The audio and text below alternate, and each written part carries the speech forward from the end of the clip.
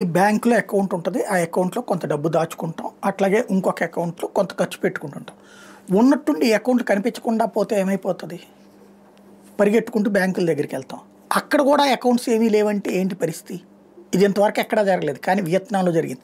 1 కాదు, 2 కాదు, 86 మిలియన్ల బ్యాంక్ అకౌంట్స్ ఒక్కసారిగా సిస్టమ్ క్లీనప్ మెజర్‌తో ఎగిరిపోయినాయట.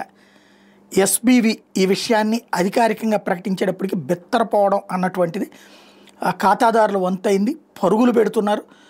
సెప్టెంబర్ 1 నాటికి ఇదేదో పరిష్కరిస్తామని చెప్తున్నారు కానీ ఏమీ అర్థం కాని పరిస్థితుంది. డిజిటల్ ఐడీకి సంబంధించినటువంటి మ్యాండేటరీగా చేసేటటువంటి డిజిటల్ ఐడీ వాడుతున్న వాళ్ళకి బాగానే ఉంది కానీ వాడనటువంటి వాళ్ళకి సంబంధించి ఈ ప్రాబ్లం వచ్చింది. టోటల్గా 86 మిలియన్ల బ్యాంక్ అకౌంట్స్ ఇప్పుడు వియత్నాం సస్పెండ్ చేసింది. వాటి ఓనర్స్ని వచ్చి రిజిస్టర్ చేసుకోమని చెప్తోంది. అలా రిజిస్టర్ చేసుకుని బయోమెట్రిక్ డిజిటల్ ఐడి తీసుకోమంటుంది.